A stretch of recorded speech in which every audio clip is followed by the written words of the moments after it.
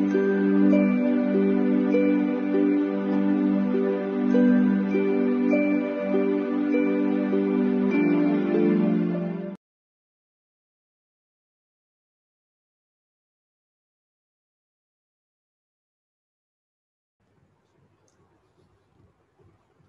शांति। तो पिछले सीरीज़ में हमने देखा था कि सेपरेशन क्या होता है और सेपरेशन कैसे एक बर्निंग कोल की तरह होता है जिसको हम होल्ड करके रखते हैं, ये भी हमने देखा था। इसके पश्चात हमने देखा था कि सेपरेशन के स्टेजेस कौन कौन से होते हैं, उसके 3 महत्वपूर्ण स्टेजेस। उन 3 स्टेजेस में हमने देखा था पहला स्टेज जिसमें व्यक्ति क्या करता है, जिस समय सिचुएशन आती है, सास बहू के एग्जाम्पल से हमने समझा था, उस समय व्यक्ति सिचुएशन के समय एक्सपेक्टेशन उसकी रहती है। एक्सपेक्टेशन एक मान्यता या बिलीफ पे आधारित रहता है और उस समय व्यक्ति हर्ट का इमोशन और हेल्पलेसनेस का इमोशन फील करता है, जिसमें हमने देखा था फाइट, फ्लाइट और फ्रीज या प्लेइंग डेड। तो ये हर्ट वाला इमोशंस जो है हुआ और साथ ही साथ में उसे हेल्पलेसनेस की फीलिंग आती है। ये हुआ स्टेज 1। जैसे घटना बीत जाती है तो स्टेज 2 शुरू होता है और स्टेज 2 में व्यक्ति क्या करता है, स्टेज 2 में व्यक्ति बैकग्राउंड ऑटो प्रोसेसिंग उसकी चालू हो जाती है। उसके थॉट्स और इमोशंस और भी इंटेंसिफाई होने लगते हैं, प्रेशर बिल्डअप होने लगता है, इसलिए व्यक्ति ज़्यादा पीड़ा का अनुभव करता है। तो थॉट्स और इमोशन इनकी इंटेंसिटी बढ़ने लगती है और इसलिए व्यक्ति कोई ना कोई डाइवर्जन मैकेनिज्म शुरू कर देता है, उस चीज़ को एड्रेस नहीं करता है, इस घटना को नोट डाउन करके स्टोरी को क्लोज नहीं करता है। स्टोरी ओपन ही है, अब तक क्लोज नहीं की गई है। फिर हमने देखा कि थर्ड स्टेज आती है और थर्ड स्टेज में व्यक्ति क्या करता है, मास्क व्यवहार में दिखने लगता है। व्यक्ति मास्किंग करने लगता है, बाहर से अच्छा अच्छा दिखाता है, अंदर बैकग्राउंड प्रोसेसिंग रहती है। तो ये सारी चीज़ें होना चालू हो जाता है, हमने भी देखा। फिर हमने देखा थर्ड स्टेज के बाद एक और चीज़ हमने देखा था कि व्यक्ति बहुत ज़्यादा जब हो जाता है व्यवहार में तो डिप्रेसिव फील करता है और एकदम कहीं ना कहीं उसका ध्यान भटक जाता है और निराश या उदास, और सबको मालूम पड़ जाता है कुछ तो हुआ है। तो ये 3 प्रकार की स्टेजेस हमने देखी थी सेपरेशन की। इसके पश्चात हमने देखा था कि जो व्यक्ति सप्रेस करता है उसके लक्षण क्या होते हैं। तो लक्षण में हमने देखा था कि अगर हमारा इरिटेटिव बिहेवियर है, मतलब कहीं ना कहीं हमने इमोशन को सप्रेस करके रखा है। ये भी हमने देखा था कि जो व्यक्ति उसको सप्रेशन अवश्य होगा जो इमेज कॉन्शियस होगा, इमेज कॉन्शियस, जिसको बाबा मुरलियों में देहाभिमान कहते हैं।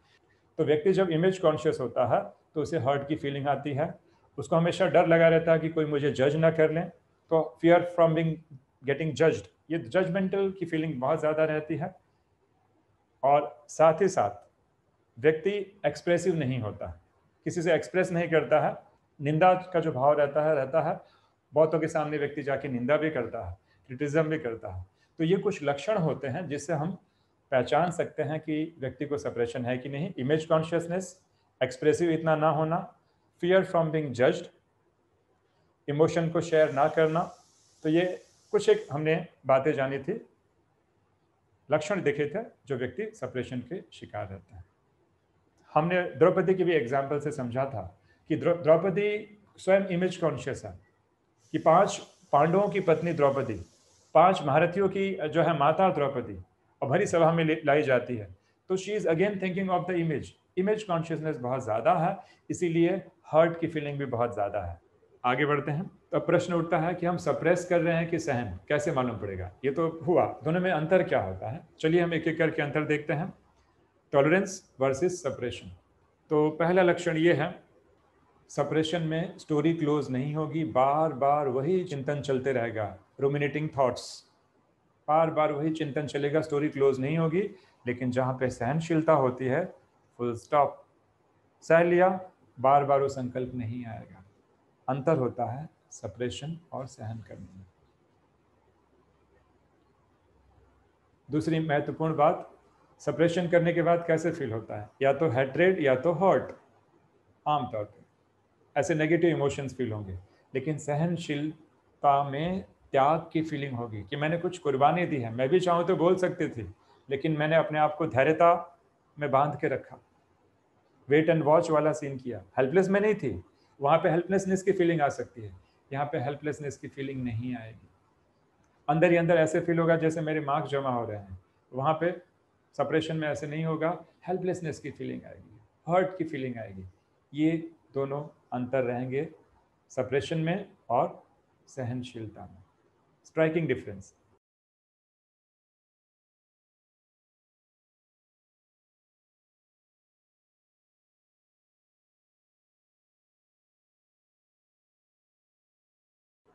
तीसरा अगर हम डिफरेंस देखना चाहें, ऐसे तो बहुत सारे हैं, हम कुछ मेजर डिफरेंस देखेंगे कि सप्रेशन कैसे एक्सप्रेस होगा, क्योंकि अंदर से इरिटेटेड हैं तो संबंधों को हम बिगाड़ेंगे किसी न किसी तरीके से। इमेज कॉन्शियस हैं लेकिन संबंधों को हम मैनेज नहीं कर पाएंगे। सहनशीलता में धैर्यवत है, संबंधों को सुचारू रूप से मैनेज कर पाएंगे। ये बारीक बारीक अंतर है सप्रेशन और सहनशीलता में। क्योंकि सप्रेशन में हम असंतुष्ट हैं, इसीलिए हम कहीं ना कहीं ब्लेम गेम में आ जाते हैं। या तो हम ब्लेम सामने वाले को करेंगे, या ब्लेम हम सिचुएशंस को करेंगे, या ब्लेम स्वयं को करेंगे। सहनशीलता में असंतुष्टता व्यक्त नहीं होती है, वहाँ आत्मसंतोष और शांति होगी, यहाँ पे अशांति होगी। ये अंतर होता है सप्रेशन और सहनशीलता में। तो देखा जाए कि सच में उसके बाद क्या होता है, लव या ऐसे इस प्रकार का फीलिंग आता है कि मेरे मार्क्स जमा हो गया, स्टोरी क्लोज हुई कि नहीं हुई। अगर स्टोरी क्लोज नहीं हो रही है, अभी भी चिंतन बार बार चल रहा है, मतलब हम सप्रेस कर रहे हैं, सच्चे अर्थों में सहनशीलता नहीं है। तो ये अंतर होता है, बहुत बारीक अंतर होता है सहनशीलता और सप्रेशन में। आगे हम बढ़ते हैं। अब एक विशेष मुद्दा हम ले रहे हैं यहाँ पे, और वो मुद्दा है हेल्पलेसनेस का, असहाय। हमको लगता है हम असहाय हैं। क्या हम कभी असहाय हो सकते हैं? क्या कहेंगे? छोटा सा एग्जाम्पल देते हैं। मान लीजिए हमारे सिर के सामने किसी ने बंदूक रख दिया, अब कोई ऑप्शन नहीं है, हम भाग नहीं सकते हैं, बस ट्रिगर दबाने की देरी है। तो क्या हम हेल्पलेस हैं? क्या कहेंगे, हेल्पलेस हैं कि नहीं हैं? यहाँ पे भी हम हेल्पलेस नहीं हैं, क्योंकि अभी भी हमारे पास चॉइस है। चॉइस कि मरना कैसे है, अभी भी चॉइस है कि मुझे डर डर के मरना है, कि ये सोचना है कि चलो ठीक है अब जो होगा सो होगा। Still we have a choice. Physically लग रहा है कि हम हेल्पलेस हैं, हेल्पलेस नहीं है, हमारे पास अभी भी चॉइस है। कंडीशन ऐसी दी गई है कि आप भाग नहीं सकते, बस वो ट्रिगर दबाने की देरी है। अभी भी चॉइस है कि हम मौत को कैसे चूज करते हैं, पॉजिटिवली या घबरा कर या डर कर। दूसरा एग्जाम्पल, आजकल लोग स्कूबा डाइविंग करते हैं, समुद्र के अंदर नीचे डाइव करते हैं। उसी प्रकार जो है स्काई डाइविंग भी होता है, लोग आसमान से कूदते हैं। तो कल्पना कीजिए कि हम भी आसमान से कूद गए हैं और पैराशूट खुला, बड़ा ही आनंद आ रहा है, कितना सुंदर नज़ारा, वाह, बड़ा खुश हैं हम। लेकिन अचानक में रियलाइज़ ये होता है कि पैराशूट जो चल रहा था, अभी जैसे हम ऊपर से गिर रहे थे, पैराशूट पहले खुला नहीं था, पहले तो हम हवा में तैर रहे थे। अब इश्यूज़ ये हुआ कि जैसे ही हम आगे बढ़े, पैराशूट में कुछ प्रॉब्लम आ गई, खुल नहीं रहा प्रॉपरली। क्या होगा? अभी जो हम आनंद ले रहे थे, आनंद किस में बदल जाएगा? भय और चिंता में। अभी कोई कोई भी विज्ञान का साधन हमें मदद नहीं कर सकता, हेल्प नहीं कर सकता। अब बस हम नीचे गिरने ही वाले हैं। Are we helpless? क्या हम असहाय हैं यहाँ पे कि नहीं? Do we have option of choice? Choice है कि नहीं है? अभी भी चॉइस है। विज्ञान का साधन काम में नहीं आ रहा, लेकिन अभी भी चॉइस है। अगर उसी क्षण में अगर मैं संकल्प करता हूँ, मरता कौन है? मरता शरीर नहीं है, मैं तो आत्मा हूँ, और मैं अजर अमर अविनाशी हूँ। भले शरीर मर जाएगा, मैं आत्मा अमर हूँ। अगर ये संकल्प आता है, तो थोड़ी देर पहले जो हम अपने आप को हेल्पलेस फील कर रहे थे, अभी मोटिवेटेड फील कर रहे हैं और मौत का आलिंगन करने के लिए तैयार हैं। भावार्थ क्या है? कैसी भी सिचुएशन है, हम असहाय नहीं हैं। We have option, we have power to choose. इसलिए कभी भी लाइफ में असहाय महसूस नहीं करना है। एक प्रकार की फीलिंग है। एक्सट्रीम टू एक्सट्रीम केस में कोई हमें असहाय का अनुभव नहीं करा सकता है, because we always have option of choosing. आगे हम देख रहे हैं।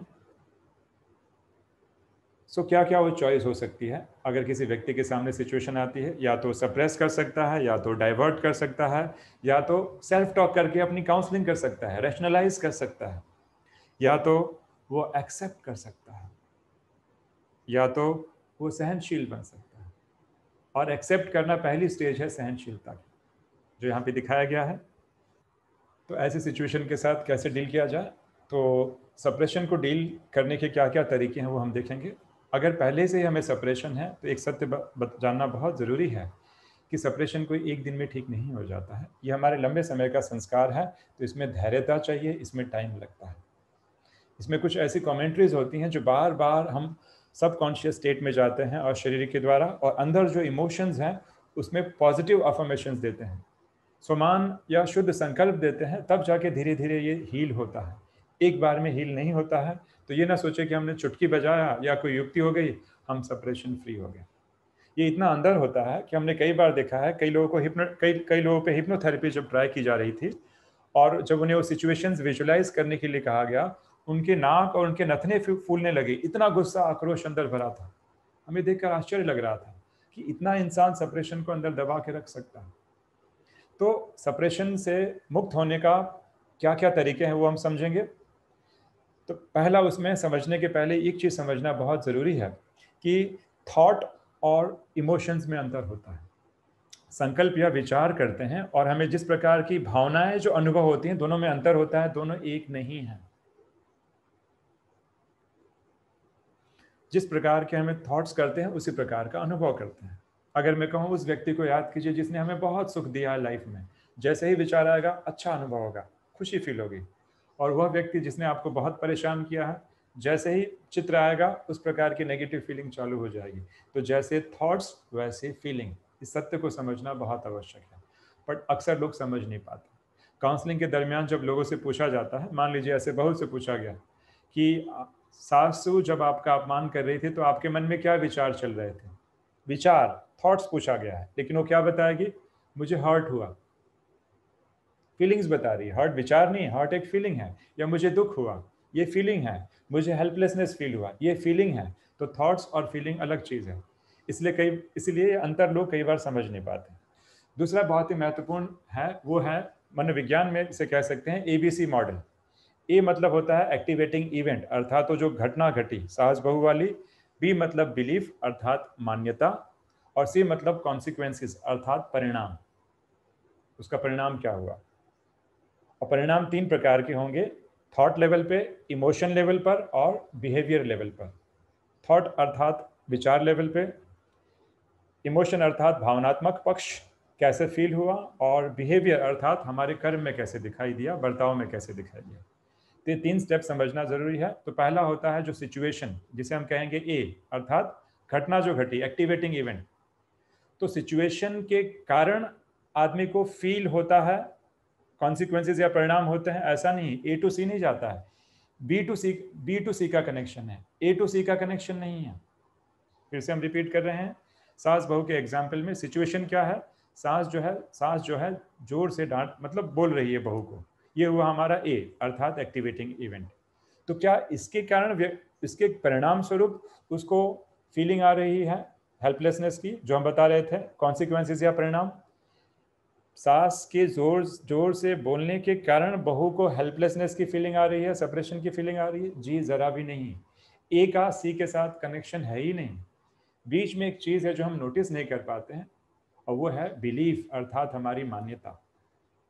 हमारी मान्यता क्या बैठी है, जोर से नहीं बोलना चाहिए, जोर से बोलना मतलब इंसल्ट। ये हमारी एक बिलीफ है, मान्यता है, जो इलॉजिकल है। तो ये मान्यता हमें दुख या पीड़ा का अनुभव करा रही है, सास अनुभव नहीं करा रही है। क्यों? क्योंकि छोटी बहू जो घर की थी, उसके साथ भी सास ने ऐसे ही बिहेव किया था। उसके लिए भी ए था, ए मतलब था घटना जो घटित हुई। और उसने क्या सोचा, अच्छा सासू माँ जो है जोर से बोल रही हैं, लगता है आज मैंने देखा था मॉर्निंग में इनकी तबीयत खराब थी इसलिए शायद जोर से बोल रही हैं, इनकी तबीयत खराब थी इसलिए जोर से बोल रही हैं, या उनको कम सुनाई देता है इसलिए जोर से बोल रही हैं ना? या कर्मों की गति है, जोर से बोलेंगी तो कल अपने किसी और को डांटेंगी तो उनको सुनना पड़ेगा, ये भी हो सकता है। तो उसकी मान्यता अलग है, इसलिए उसको दुख का अनुभव नहीं हुआ, या कुछ विशेष फर्क नहीं पड़ा, हल्का सा एम्बेरेसिंग फील हुआ लेकिन विशेष फर्क नहीं पड़ा। तो सासू माँ वाली जो सिचुएशन है उसके कारण हमें दुख का अनुभव हो रहा है, ऐसे नहीं है। दुख के अनुभव का कारण सासू माँ या सिचुएशन नहीं है, बी अर्थात बिलीफ, हमारी मान्यताएं हैं जो बहुत ही अलग प्रकार की हैं। उस मान्यताओं पे काम करना है, सिचुएशन पे काम नहीं करना है। सिचुएशन तो ना चाहते भी आएगी। सिचुएशन एक, अनुभव अनेक। तो अनुभव का आधार बी हुआ, अर्थात बिलीफ या मान्यताएं हुई। हमें मान्यताओं पे काम करना होगा, क्योंकि कुछ हमारी मान्यताएं बड़ी रिजिड होती हैं, बड़ी तर्कहीन होती हैं, और इसीलिए हमें दुख का अनुभव होता है। इसको जब अगर हमने समझ लिया, हम सेपरेशन से बच पाएंगे। दूसरा महत्वपूर्ण बात है एक्सेप्टेंस। इसे एक्सेप्ट करना बहुत जरूरी है। हम एक्सेप्ट नहीं करते हैं, इग्नोर करते हैं। ठीक है ना, सासू माँ ने कहा मुझे इमोशन फील हो रहा है, मुझे हर्ट की फीलिंग आ रही है, थोड़ा अनकंफर्टेबल फील हो रहा है। एक्सेप्ट करना, ना कि इग्नोर करना। और एक्सेप्टेंस के लिए फिर क्या किया जाए? अब एक्सेप्टेंस कई बार नहीं आती है, फिर भी मान लीजिए थॉट्स चल रहे हैं, स्टोरी चल रही है, स्टोरी क्लोज नहीं हुई है, तो हमें क्या करना चाहिए? दो ऑप्शन है। उसे एक्सप्रेस करना ज़रूरी है, या तो हम डायरी में नोट कर ले कि हाँ हाँ ऐसा ऐसा हुआ। कई लोग डायरी में नोट करना पसंद नहीं करते हैं, तो सेल्फ टॉक करते हैं। सेल्फ टॉक मतलब अपने से बातें करना और अपने बिलीफ या मान्यता को क्वेश्चन करना। और अगर वो रिजिड होगी तो हम अपने आप से कई बार क्वेश्चन भी नहीं कर पाते। कैसे क्वेश्चन किया जा सकता है? हो सकता है रैशनलाइज करना। कैसे? हो सकता है उनकी तबीयत खराब हो, शायद इसीलिए जोर से बोल रही हैं। इन्होंने अपनी लाइफ में बहुत गम देखा, तो इसलिए इनकी मान्यता है, बिलीफ सिस्टम ऐसी बैठ गई है, उनको लगता है जोर से बोलने से काम हो जाता है। ऐसे है तो बहुत अच्छी, अगर वो नहीं होती तो आज मुझे इतना अच्छा पति कैसे मिलता। वो बहू जो है ऐसे भी सोच सकती है। और भी अल्टरनेटिव है, कर्मों की गति है कि आज ये ऐसा बोल रही हैं। थोड़ा अलग प्रकार से भी सोचा जा सकता है, नेगेटिवली भी सोचा जाता है कई बार, कि आज ये बिहेव कर रही हैं, कल किसी और के साथ बिहेव करेंगी, तो इन पर तो मुझे रहम आता है, अपना ही बीपी क्यों हाई कर रही हैं। तो ये क्या हुआ? क्या हुआ?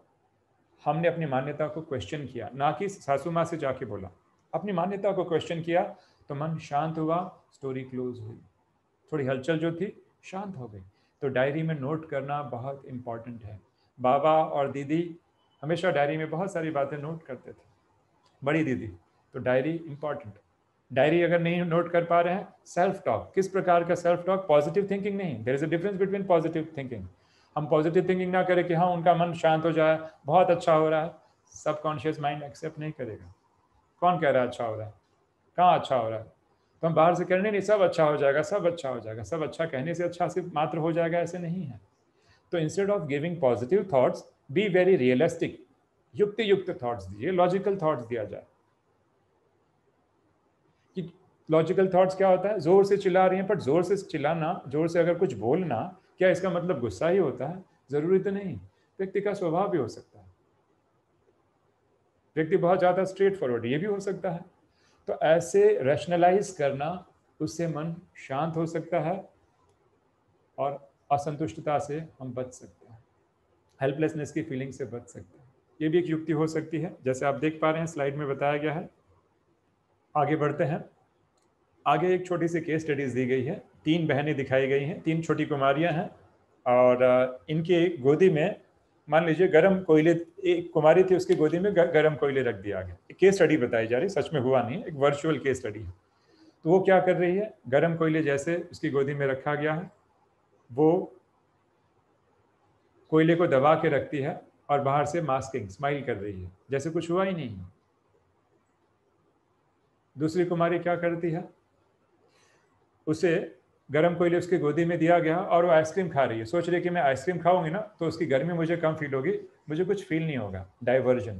पहले में मास्किंग, दूसरे में डाइवर्जन तरीका इस्तेमाल किया जा रहा। और तीसरे में जैसे ही गरम कोयले आए, उस कुमारी ने क्या किया? डिले नहीं किया, उसको इग्नोर नहीं किया, डिले नहीं किया, क्योंकि जितना डिले करेगी उसकी गर्माहट बढ़ेगी, उसके पैर जलेंगे। तो उसने डिले नहीं किया, उसने उसको उसके बदले आइस क्यूब डाल दिए। आइस क्यूब से अपने आप वो सब गर्मी शांत हो गई, कोयलों की गर्मी जो है उसका प्रभाव कम हो गया। तो diversion is not a permanent solution. हम क्या करते हैं? चीज़ों को इग्नोर करते हैं कि हम बाद में लिख लेंगे, बाद में नोट कर लेंगे, और बाद आता नहीं है। और बैकग्राउंड प्रोसेसिंग चलती रहती है, और प्रोसेसिंग में थॉट्स नहीं होते, इमोशंस भी होते हैं। उसकी हीट या गर्माहट हमें अनुभव होती रहती है और हमें अच्छा फील नहीं होता है। इसलिए हम बचने के लिए बहुत सारे तरीके अपनाते हैं। बचने से अच्छा रिजॉल्व करना ज़्यादा अच्छा। दूसरा एक महत्वपूर्ण चित्र दिखाया गया है, वो है दिव्य बुद्धि का। तो बाबा ने हमें एक बहुत अच्छी गिफ्ट दी है जिसका नाम है दिव्य बुद्धि। और जितनी हमारी पवित्रता और शुद्धता होती है, ये दिव्य बुद्धि बहुत ही शार्प और सेंसिटिव होती जाती है। जैसे हमने देखा होगा कि एयरपोर्ट या ऐसे बहुत सारे शॉपिंग मॉल पे मेटल डिटेक्टर लगे रहते हैं। कुछ भी अगर हमने मेटेलिक चीज़ें ली हैं तो तुरंत डिटेक्टर जो है बता देता है कुछ न कुछ चीज़ें हमने छिपा के रखी हैं, चाहे कॉइन्स हो या जो भी कुछ चीज़ें हैं, मेटल डिटेक्टर लगे होते हैं। ठीक उसी प्रकार बाबा ने हमें एक बहुत बड़ी सौगात दी है, दिव्य बुद्धि। कुछ भी कर्म हम ऐसे करते हैं तो कॉन्शियस बाइट होना चालू हो जाता है, जिससे हमें मालूम पड़ जाता है कि हमने कुछ गलत किया है। तो एक सिंपल सा एग्जांपल, मान लीजिए हमने अपने बड़ों से थोड़ा झूठ अर्ध सत्य बोला, झूठ बोला, या नरोवा या कुंजरोवा वाली अवस्था होगी, ऐसे हमने बड़ों से बोला, तो उसकी निशानी क्या होगी? कॉन्शियस बाइट होना चालू हो जाएगा। और जितनी हमारी बुद्धि क्लीन और क्लियर होगी, इसकी सेंसिटिविटी इतनी शार्प होगी कि कुछ भी हम हल्का सा भी कुछ गड़बड़ करेंगे तो जैसे वो मेटल डिटेक्टर अपना सिग्नल देना चालू करता है, उसी प्रकार यहाँ पे थॉट्स चलने चालू हो जाते हैं। करेक्शन हम करते हैं। बाबा की अव्यक्त वाणी के शब्द हैं कि जब भी अगर मन करेक्शन कर रहा है मतलब कुछ ना कुछ तो गड़बड़ हुआ है। तो ये बहुत अच्छी चीज़ है कि हमारे पास दिव्य बुद्धि कहीं ना कहीं अच्छा कार्य कर रही है। तो मेटल डिटेक्टर बुरी चीज़ है कि अच्छी चीज़ है? अच्छी चीज़ है ना। जितनी बारीक से बारीक सुई को भी अगर सेंस कर पा रहा है तो उतना अच्छा है। तो उसी प्रकार हमारे अंदर जितनी पवित्रता और शुद्धता होगी, तो ये मेटल डिटेक्टर या दिव्य बुद्धि बहुत ही अच्छे से काम करती है। तो कभी भी अगर स्टोरीज क्लोज नहीं हो रही है, क्यों क्लोज नहीं हो रही है? क्योंकि हमें कोई ना कोई इमोशन एक्सपीरियंस हो रहे हैं। सास और बहू के एग्जाम्पल में सास ने डांटा, जोर से बोला, तो बहू को अच्छा फील नहीं हो रहा है। अच्छा फील नहीं हो रहा है मतलब स्टोरीज चल रही है मन में, बहुत सारी प्रोसेसिंग चल रही है। तो ये बात बताता है कि there is a problem and we need to fix it. तो मन का खाना या ये इस बात का प्रतीक है कि कुछ अशुद्धि आई है, उसे फिक्स करना जरूरी है। और हम क्या करते हैं? उसे फिक्स नहीं करते हैं, उस अशुद्धि, उस अनक्लोज स्टोरी के साथ अपना समय व्यतीत करते हैं। डाइवर्जन, अलग अलग मैकेनिज्म, मास्किंग, डाइवर्जन वाले तरीके इस्तेमाल करते हैं जो यथार्थ नहीं है। तो फिर इसके लिए क्या किया जाए? What is the option for that? तो यथार्थ रीति से अगर ऐसे, इसके दो तरीके हो सकते हैं। या तो अगर हमने कुछ किया है तो बड़ों से के सामने जाके कन्फेस कर दें, दीदी ऐसा हो गया था, मैंने ऐसे बोल दिया। भले थोड़ा भय रहेगा कि हमें हमारे बारे में शायद जज करें दीदी, पता नहीं, लेकिन हमने अपना कर्तव्य किया। जाके बड़ों के सामने कन्फेस कर लेना, आप पाएंगे मन एकदम शांत, अशुद्धि चली गई, अशुद्धि जो थी वो चली गई। दूसरा तरीका ये हुआ, हमने बाबा के सामने एक्सेप्ट कर लिया, तो जैसे ही हम एक्सेप्ट करते हैं शांत हो जाता है। बट एक्सेप्टेंस करने के बाद भी अगर शांति नहीं मिल रही है तो कुछ ना कुछ कन्फेशन जरूरी है। तो ये तरीके होते हैं। ये गिफ्ट हमारे पास बहुत अच्छा है, दिव्य बुद्धि, जिसको हम स्टोरी क्लोजिंग के लिए यूज कर सकते हैं। तो कभी भी कोई भी सप्रेशन वाली घटना हुई, अगर बार बार मन खा रहा है या संकल्प चल रहा है, तो इसका मतलब ये हो रहा है कि डिटेक्टर सिग्नल दे रहा है कि कुछ अशुद्धि आ चुकी है। उसे रैशनलाइज करो, सेल्फ टॉक करो, लिखो, और स्टोरी को क्लोज किया जाए। जब तक नहीं करेंगे तब तक चलेगा। और हमारे लोग ऐसे, इस प्रकार के कुछ लोग हैं, डिटेक्टर आवाज कर रहा है, टू टू की उसकी आवाज आ रही है, पूरे दिन वो आवाज जारी रखते हैं, लेकिन स्टोरी क्लोज नहीं करते। अगर हमारे पास सामर्थ्य नहीं है तो एटलीस्ट हम एक्सप्रेस करें, लेकिन देहाभिमानवश हम एक्सप्रेस भी नहीं करेंगे, क्योंकि हम तो इमेज कॉन्शियसनेस है। भले अंदर जलता रहे, पर हम तो मास्किंग करेंगे, हम तो किसी से शेयर नहीं करेंगे, क्योंकि मेरी प्रतिष्ठा मेरे लिए ज़्यादा इंपॉर्टेंट है, डिटेक्टर की नॉइज मेरे लिए ज़्यादा इंपॉर्टेंट नहीं है। इस प्रकार के मनोभाव है। पर देखिए इसमें किसका नुकसान है, ये बहुत इंपॉर्टेंट है। और आप पाएंगे कि तो दिव्य बुद्धि एक बहुत अच्छी गिफ्ट है। जैसे ही हमने अपनी चीज़ों को एक्सेप्ट कर लिया, acceptance is a must. Realisation, acceptance, ठीक है ना, मैंने गलती किया, मैंने झूठ बोला, एक्सेप्ट, शांति। तो हम पाएंगे मन एकदम शांत हो जाएगा, स्टोरी अपने आप क्लोज हो जाएगी। तो ये भी एक तरीका होता है एक्सेप्टेंस। अगला चित्र में आप देखेंगे एक मछली और हिमालय पर्वत में से निकली हुई गंगा। गंगा की एक मछली की कहानी है। हमें मालूम है कि नदी कहाँ से बहती है? नदियाँ हिमालय से आती हैं और समुद्र में मिल जाती हैं। तो ये अच्छी बात है या बुरी बात है? ये अच्छी बात है, क्योंकि समुद्र में मिलेंगी, भाप बनेगा, वाटर साइकिल होगा, बारिश होगी और क्रिया चलती रहेगी। ये प्रकृति का विधान है, जिसे हमारी भाषा में ड्रामा कहा जाता है। प्रकृति का विधान है, इसमें अच्छे बुरे की बात ही नहीं। उसी प्रकार हमारे लाइफ में कुछ घटनाएं आएंगी, ये ड्रामा में पहले से नूंद है। तो rather than resistance better to accept it, लेकिन हम एक्सेप्ट करने के लिए तैयार नहीं होते। तो उस गंगा नदी में एक मछली रहती थी और उसकी एक्सपेक्टेशन जागी कि नदी जो है पर्वत से समुद्र की तरफ नहीं जानी चाहिए, समुद्र से पर्वत की तरफ जानी चाहिए, ऐसी मेरी बिलीफ है, मेरी मान्यता है। और इस मान्यता को एक्सेप्ट करके वो क्या करती है, विपरीत दिशा में तैरना चालू करती है। तो क्या होगा, तैर पाएगी मछली? मछली विपरीत दिशा में तैरना चाहती है और आशा रखती है, यह प्रकृति तुझे समुद्र से हिमालय की तरफ चढ़ना है। ऐसा होगा अगर मछली की ऐसी मान्यता है? मछली सोच रही है कि ऐसे क्यों बना है, ड्रामा ऐसे क्यों बना है, क्यों नहीं नदी जो है पहाड़ पे चढ़ रही है। हमने मछली कोशिश भी कर रही है विपरीत दिशा में, तो बार बार एक्सेप्ट नहीं कर रही है, उसको कोशिश कर रही है, तो उससे क्या होगा, उसे और भी वो स्ट्रगल महसूस करेगी। एक्सेप्ट नहीं कर रही है प्रकृति के विधान को, और भी स्ट्रगल महसूस करेगी और थक जाएगी। इतने में कोई दूसरी मछली आती है, बोलती है अरे तू पॉजिटिव थिंकिंग कर, पॉजिटिव थिंकिंग बहुत अच्छी बात है, तू पॉजिटिव थिंकिंग कर कि नदी जो है समुद्र से पहाड़ पे चढ़ेगी, तो तेरे पॉजिटिव थिंकिंग करने से हो जाएगा, लॉ ऑफ अट्रैक्शन अप्लाई हो जाएगा और ऐसे हो जाएगा। ऐसा होगा? तो यहाँ पे पॉजिटिव थिंकिंग की बात नहीं चल रही है, रियलिस्टिक सिचुएशन को बाबा कहते हैं युक्ति युक्त। ब्रह्मा बाबा की लाइफ में हमने देखा, हमने सुना, बाबा बहुत प्रैक्टिकल थे, दादियाँ बहुत प्रैक्टिकल थी। युक्ति युक्त तरीके से जो चीज़ है, प्रकृति के जो विधान है, उसका एक्सेप्ट किया जाए, ना कि ऐसे पूछा जाए। मम्मा ने शरीर छोड़ा, बाबा ने ऐसे बोला कि ऐसे कैसे हो गया, ऐसे तो थोड़ी होता है। एक्सेप्टेंस, जब हमारे पिता ने एक्सेप्ट किया तो हम क्यों नहीं एक्सेप्ट कर सकते? और एक्सेप्टेंस मजबूरी नहीं है। हाँ, ये अवश्य है कि लग रहा है कि हमें कोई अत्याचार हो रहा है, तो ऐसे नहीं कि हमने एक्सेप्ट कर लिया, हम उसका विरोध ना करें।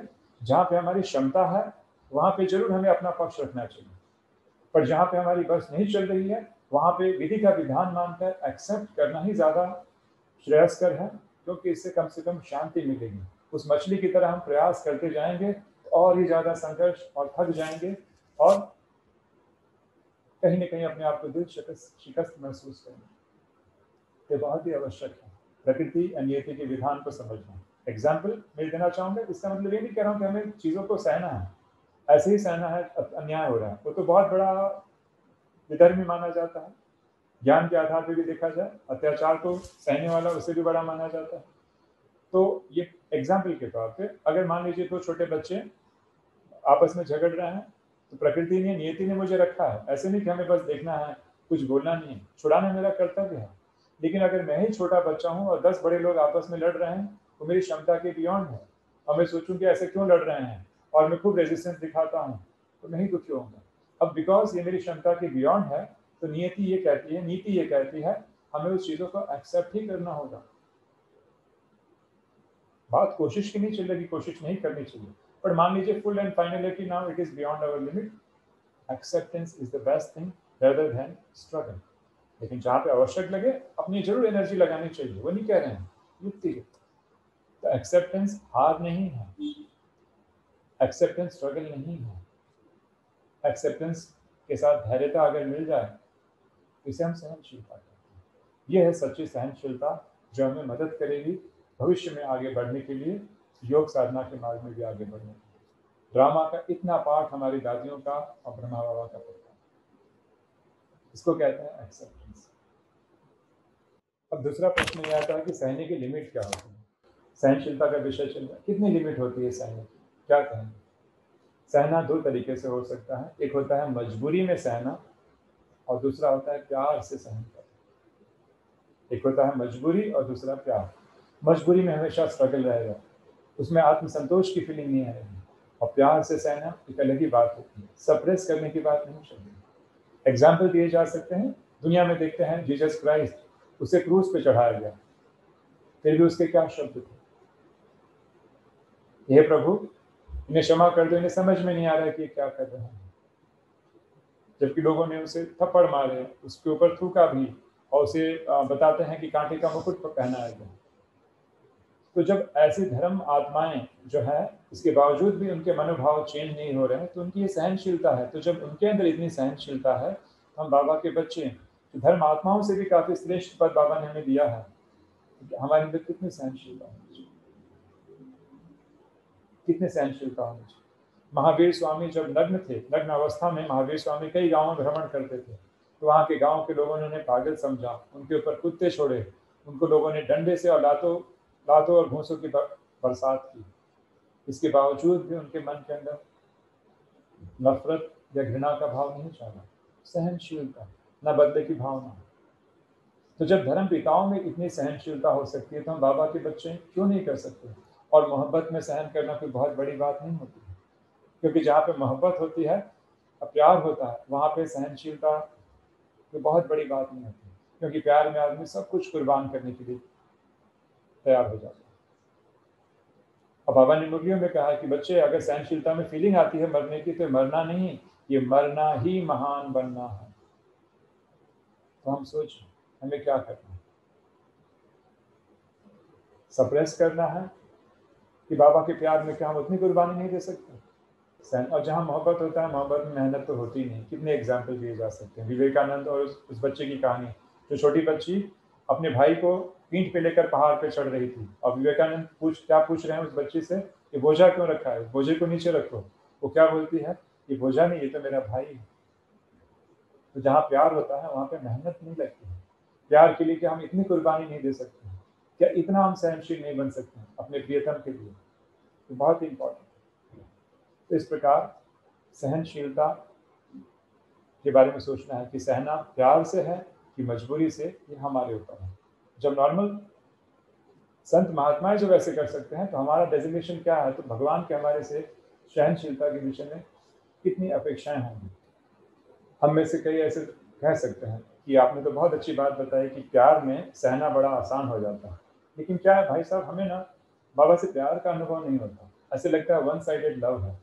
तो क्या करें, फिर हमारे में सहनशीलता कैसे है। गुड क्वेश्चन, ऐसे भी कई पूछ सकते हैं। तो हमें ध्यान रखना चाहिए, प्रकृति के कुछ सिद्धांत होते हैं। इसमें एक होता है सत्यता का सिद्धांत, कि सत्य चीज कभी छिपती नहीं है, वो उजागर होकर ही रहती है। कोई कितना भी छुपाने की कोशिश करे, सत्य हमेशा उजागर है, वो छिपती नहीं है। तो कल्पना कीजिए कि सिर्फ मैं वन साइडेड लव कर रहा हूँ, भगवान को मालूम ही नहीं है मैं ही वन साइडेड लव कर रही हूँ या कर रहा हूँ, भगवान को मालूम ही नहीं है। और ऐसे करते करते हमारा अंतिम समय आ जाए और फिर भी भगवान को मालूम नहीं है, तो क्या कहें। मैं तो कहता हूँ ऐसा प्यार और बहुत अच्छा है। मैं तो ये कहूँगा, एक वन साइडेड लव हो रहा है, सामने वाले को मालूम नहीं है, लेकिन प्रकृति का सिद्धांत बड़ा प्रबल है। प्रकृति का सिद्धांत भगवान को भी बाध्य कर देगा। सत्यता का सिद्धांत में इतनी शक्ति है कि भगवान को भी बाध्य कर देगा। और सोचिए क्या वो नज़ारा होगा कि भगवान को मालूम पड़े कि कोई व्यक्ति मुझे जीवन भर चाहता रहा और मैं उसको समझ नहीं पाया, या मेरा ध्यान उसकी तरफ नहीं गया, और जिस दिन भगवान का ध्यान जाएगा और वो व्यक्ति मेरे प्यार में ही शहीद हो गया, तो जिस दिन उस व्यक्ति पर भगवान का ध्यान जाएगा, और जाएगा ही जाएगा, क्योंकि सत्यता का सिद्धांत से हम बच नहीं सकते, वो हर के लिए सर्वमान्य है। तो भगवान की नजरों में मेरी प्यार की कदर क्या होगी, ऐसा प्यार की श्रेष्ठता क्या होगी, ऐसे प्यार की पराकाष्ठा क्या होगी। तो हम प्यार करते चले। अगर लग रहा है कि नहीं वन साइडेड अनुभव हो रहा है, तभी भी कोई घबराने की बात नहीं है। कई बार क्या होता है, विकर्मों का बोझा इतना ज्यादा है कि भगवान प्यार तो देते हैं लेकिन हमें फील नहीं हो पाता है। तो निराश होकर छोड़ नहीं देना है। अगर लग रहा है अंत तक ऐसे चलने वाला, कोई बात नहीं, मैं ऐसे प्यार करने के लिए तैयार हूँ, आई एम रेडी, क्योंकि मुझे सत्यता के सिद्धांत पर भरोसा है कि वह भगवान को भी बातें कर सकता है। तो अगर जो कहते हैं कि वन साइडेड लव है, तो भी कोई प्रॉब्लम नहीं है। लव है तो सहनशीलता बड़ा ही सरल और बड़ा ही आसान मार्ग। सामने हम चित्र में दिखाया गया है, सामने हम देख रहे हैं चित्र में लाइफ बिटवीन लाइफ। हिप्नोसिस और अन्य माध्यमों से माना गया है और पाया गया है कि जैसे किसी व्यक्ति की मृत्यु होती है, तो व्यक्ति क्या करता है कि उसको सूक्ष्म शरीर मिलता है, और सब के सब वही वर्णन करते हैं। ऐसे लोग जिनका ब्रह्मा कुमारी से कोई कनेक्शन नहीं है, सब बताते हैं कि एक प्रकाश था, बड़ी शांति थी, शरीर में आने का मन नहीं हो रहा था। और क्योंकि आत्मिक स्वरूप में है, तो आत्मा को बहुत रियलाइज होता है, और दूसरी तरफ भगवान से प्यार भी मिलता है। तो हम स्वयं ही चूज करते हैं कि आत्मा महसूस करने लगती है कि नहीं। फॉर एग्जाम्पल, सास बहू के केस में सास महसूस करती है कि नहीं, मैंने बहू के साथ अच्छा बिहेव नहीं किया, रियलाइज होता ही होता है, और खुद वो सास ही डिसाइड करती है कि भगवान मैं चाहती हूँ कि मैं उसकी बहू बनूं और मेरे पे वही इतना अत्याचार करे, तब मेरा हिसाब किताब बराबर है। हम खुद चूज करते हैं, भगवान ने हमें परिस्थिति में नहीं डाला है। This is our choice. तो नियति का कारण हम भगवान को कोस नहीं सकते हैं, ये हमारी चॉइस थी लाइफ बिटवीन लाइफ में। This is my choice. और अगर वो हिसाब किताब चुकतू हो रहा है तो उसमें घबराने की बात नहीं, because it was my choice. ऐसे बहुत सारे एग्जाम्पल दिए जा सकते हैं। आगे और हम चित्र में देख रहे हैं समुद्र मंथन का दृश्य है, जिसमें महादेव क्या कर रहे हैं, क्या पी रहे हैं, विष। कहते हैं कि समुद्र मंथन से विष निकला तो सारे विष को महादेव पी गए। तो किसका यादगार है? अगर महादेव, कई लोग महादेव को ही शिव समझते हैं भक्ति मार्ग में, अगर महादेव उस विष को पी सकते हैं तो क्या हम बच्चों में इतना सामर्थ्य नहीं कि जो एम्बेरेसिंग सिचुएशन हमें जो फील हो रही है उसके विष को हम पी जाएं और हंसते हंसते, ना कि संघर्ष, आक्रोश और फ्रस्ट्रेशन को अंदर लिए। ये होगी सच्ची सहनशीलता। दूसरा लास्ट प्रसंग दिया जा रहा है जिसके साथ सत्र की हम समाप्ति करेंगे, वो महाभारत का प्रसंग है। महाभारत के प्रसंग में बताया गया है आमतौर पर एक व्यक्ति के लिए सबसे बड़ी सिचुएशन क्या हो सकती है। एक व्यक्ति के लिए सबसे बड़ी सिचुएशन हो सकती है मृत्यु की दशा, लेकिन एक नारी के लिए सबसे बड़ी सिचुएशन क्या हो सकती है? एक नारी के लिए सबसे बड़ी सिचुएशन हो सकती है उसकी लाज। और महाभारत में द्रौपदी वो एक पात्र है जिसके सामने ये सिचुएशन आई। द्रौपदी का बताते हैं, ये एग्जाम्पल के तौर पे बताया गया है ना, ये बात अलग है कि ये घटना घटी कि नहीं घटी या मेटाफोरिकल है, अलंकारिक है। तो बताया जाता है कि एग्जाम्पल के तौर पे कि द्रौपदी के साथ ये इमोशनल घटना घटी, चिरहरण का दृश्य। द्रौपदी ने उस इमोशन को सप्रेस कर दिया, सप्रेस करके रखी थी, क्योंकि उसकी रिजिड बिलीफ सिस्टम बहुत ही स्ट्रांग थे, तो उसने उसको सप्रेस करके रखा। तो इस वीडियो में कृष्ण क्या समाधान या सॉल्यूशन देते हैं उस सप्रेशन का, कैसे उसको रैशनलाइज करते हैं, किस प्रकार की थिंकिंग करनी चाहिए, वो भी दिखाया गया है। तो चलिए देखते हैं छोटा सा वीडियो। क्यों गोविंद, क्यों मेरे साथ ही ऐसा क्यों हुआ?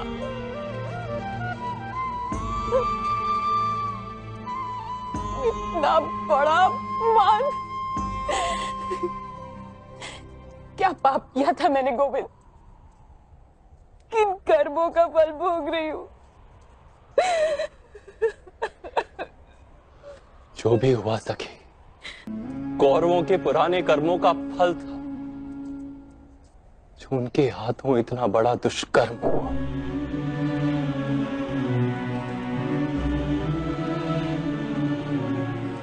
कर्म के सिद्धांत का यही तात्पर्य है सखी।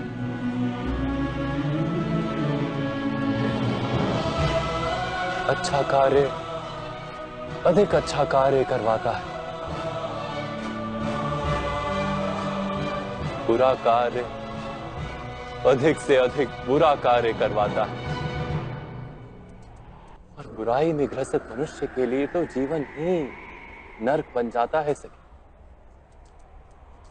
किंतु पीड़ा तो मैं भोग गई हूँ गोविंद। तो उस पीड़ा का त्याग करो सखी। हस्तिनापुर में जो तुम्हारे साथ हुआ था वो तुम्हारा कर्म नहीं था, किंतु उस घटना को तुम जो प्रतिभाव दोगी वो तुम्हारा कर्म अवश्य बनेगा। यदि अपने मन को दुख और बैर से भर लोगी तो तुम्हें भी नर्क का अनुभव होगा,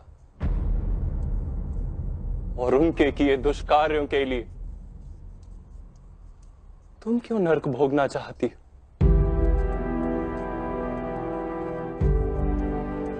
बैर का त्याग कर दो सखी। मन को निर्मल कर लो। नदी में जो मैल जाता है, नदी उसे समुद्र में उड़ेल देती है, स्वयं स्वच्छ हो जाती। तुम भी अपनी पीड़ाओं को परमात्मा में उड़ेल दो, परमात्मा तो सारे संसार की पीड़ाओं को अपने भीतर समा लेने के लिए सदा ही सज है।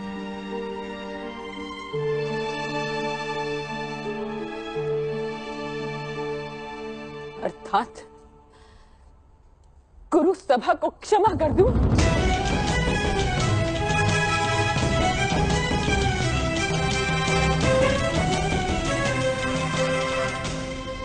हाँ सखी,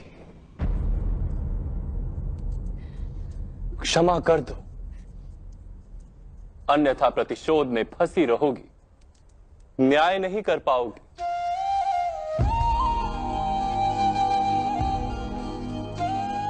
प्रतिशोध दुष्कर्म है, न्याय सत्कर्म।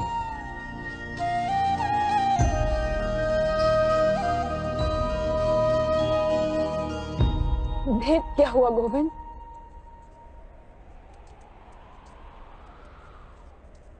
आर्यवर्त की चक्रवर्तीन साम्राज्ञी के साथ जिन्होंने इतना बुरा बर्ताव किया, जगत की सामान्य स्त्रियों की क्या स्थिति करेंगे? विचार करो सखी।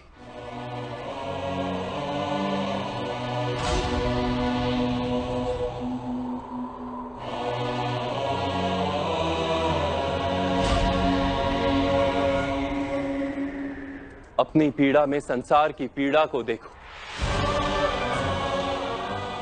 अपने दुखों को संघर्ष बना लो। एक बात समझ लो सखी, जो केवल अपनी पीड़ाओं को गले से लगाकर जीता है, वो निर्बल बन जाता है।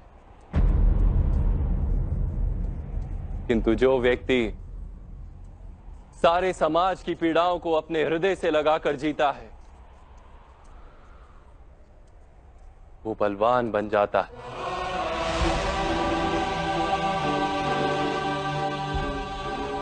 केवल अपनी पीड़ा का विचार करना दुष्कर्म, किंतु सारे संसार की पीड़ाओं का उपाय ढूंढना सत्कर्म।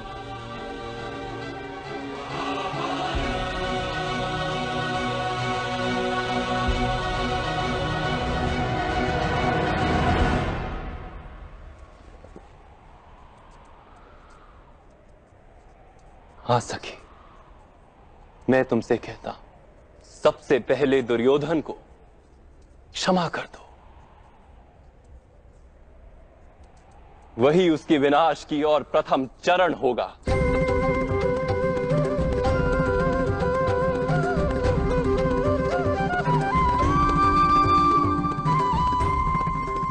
और फिर दुर्योधन जैसे अन्य दुष्टों का विनाश करके संसार को स्वच्छ करने का उपाय ढूंढो। केवल अपने लिए नहीं, संसार के। तो इस प्रकार हमने द्रौपदी के केस में देखा कि क्षमा करने से सबसे पहली शांति मुझे प्राप्त होती है। और क्या हम परमात्मा प्यार के लिए क्षमा नहीं कर सकते? क्या ये कुर्बानी हम नहीं दे सकते? सोचने का विषय है। एक तरफ कहते हैं कि भगवान के लिए हम सब कुछ करने के लिए तैयार हैं, तो क्या हम क्षमा नहीं कर सकते हैं? और दूसरी महत्वपूर्ण बात हमने देखी कि कैसे उस थॉट्स को रैशनलाइज किया जा रहा है। वीडियो में रैशनलाइज ऐसे किया जा रहा है कि अपनी कमजोरी को ही अपनी शक्ति बनाया जा रहा है। कि कौरवों ने ऐसा किया, जब किसी एक नारी का जब ये इस प्रकार से अपमान किया, तो और अन्य नारियों के साथ क्या करेंगे? तो केवल अपना ना सोचकर वैश्विक कल्याण की भावना जागृत करना, इस प्रकार थॉट्स को रैशनलाइज किया जा रहा था, युक्ति युक्त किया जा रहा था। वो हमने वीडियोज में देखा। तो ये बहुत ही महत्वपूर्ण विषय है कि जब भी हमारे साथ सेपरेशन की फीलिंग हावी होती है, तो सबसे पहली बात हम साक्षी हो जाएं और थॉट्स और इमोशन को चेक करें कि मेरे थॉट्स क्या चल रहे हैं, मेरी फीलिंग या इमोशन क्या है। उसको एक्सेप्ट करें कि हाँ, मुझे हर्ट हुआ, नो प्रॉब्लम। और इस स्टोरी को क्लोज करना बहुत जरूरी है, रैशनलाइज करना जरूरी है। हम क्लोज नहीं करते हैं, डिले करते हैं, इससे सिचुएशन और खराब होती है। तो उसको डायरी में विचारों को लिखने से स्पष्टता आती है क्या चीजें हुई हैं, या अपने आप से बात करना जिसमें हम उस थॉट्स को युक्त कर सके, रैशनलाइज कर सके। तो ये होमवर्क दिया जा रहा है अगले सीरीज के लिए। अब हमें होमवर्क दिया जा रहा है। होमवर्क क्या है? थॉट्स और इमोशन के अंतर को समझना। पूरे दिनचर्या में हम चेक करेंगे क्या मेरे थॉट्स चल रहे हैं और क्या मेरे इमोशन हैं। एग्जाम्पल के तौर पे सास बहू के केस में बार बार थॉट्स, क्या इमोशन क्या आ रहा है? Hurt, helplessness. थॉट्स क्या चल रहा है? क्या सासू माँ की निंदा के थॉट्स चल रहे हैं? क्रिटिसिज्म के थॉट्स चल रहे हैं कि वो तो है ही ऐसी, वो तो समझती नहीं मुझे, उनको तो किसी की कदर ही नहीं है। ये हुए थॉट्स। लेकिन इमोशन क्या है? हर्ट की फीलिंग, हेल्पलेसनेस की फीलिंग। तो ये थॉट्स और इमोशन का अंतर हमें समझना बहुत ही ज़रूरी है। और ये केवल नेगेटिव बातों के लिए नहीं, पॉजिटिव बातों के लिए भी चिंतन करेंगे। जैसे अगले दिन ही बहू को जो है कॉल आता है, उसकी माँ कॉल करती है, बर्थडे रहता है, जन्मदिन विश करती है। और जैसे ही जन्मदिन विश करती है तो इमोशन क्या एक्सपीरियंस होंगे? कौन से भाव जागेंगे? खुशी के भाव। और थॉट्स क्या चल रहे हैं? मेरी माँ कितना मेरा ख्याल रखती है, इसको मेरा जन्मदिन भी याद है। तो ये हुए थॉट्स। तो मुझे कितनी समझती है, ये हुए थॉट्स। इमोशन क्या है? खुशी के इमोशन। तो पूरे दिन में साक्षी होकर थॉट्स और इमोशन के अंतर को नोट करना बहुत ज़रूरी है, पॉजिटिव और नेगेटिव सिचुएशन में। क्योंकि अक्सर क्या करके क्या होता है, जब ये घटनाएं घटित होती हैं, सिचुएशन जब आती है, तो उस समय इमोशंस इतने हावी हो जाते हैं कि हम थॉट और इमोशन का अंतर समझ ही नहीं पाते हैं, तो साक्षी भी नहीं हो पाते। तो साक्षियों के थॉट्स और इमोशन को चेक करना कि थॉट्स क्या क्या चल रहे हैं, इमोशन क्या अनुभव हो रहा है, ये अंतर आने वाले सीरीज के लिए बहुत ही महत्वपूर्ण है। ये हमारा होमवर्क है, पूरे दिन में चेक करना। और कईयों के लिए बस ये टिप्स भी है कि अगर लग रहा है कि सब कुछ रैशनलाइज हो गया है, हमने युक्ति तरीके से लिख दिया है, तो जिस समय घटना घटित हो रही है तो सामने वाले को समझाने का प्रयास ना करें। सामने वाला जब भी इमोशनल स्टेट में होता है, उस समय हम क्या करते हैं? प्रूव करने की कोशिश करते हैं, उसको लॉजिक या तर्क देके समझाने की कोशिश करते हैं, जो कि अपने आप में एक बहुत बड़ी गलती है। क्योंकि मनोविज्ञान का भी सिद्धांत है कि जब भी व्यक्ति इमोशनल स्टेट ऑफ माइंड में होता है तो उसकी बुद्धि का ताला बंद हो जाता है। उसमें कुछ भी अच्छी बातें डालेंगे वो बाउंस बैक ही होने वाला है। और हम अपना प्रयास छोड़ते नहीं, और भी समझाने का प्रयास करते हैं, सिचुएशन बिगड़ते जाती है।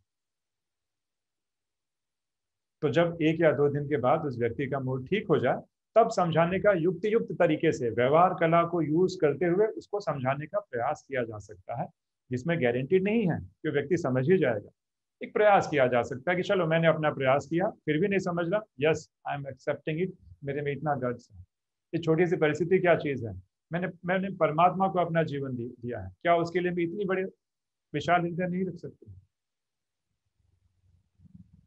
तो ये थी कुछ युक्तियाँ, और ये होमवर्क हम करेंगे, और इसकी और भी डिटेल इन्फॉर्मेशन हम अगले सत्र में जानने वाले हैं। क्योंकि एक्सपेक्टेशन के कारण सप्रेशन नहीं होता है।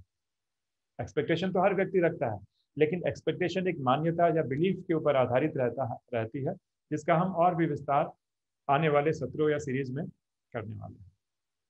ओम शांति।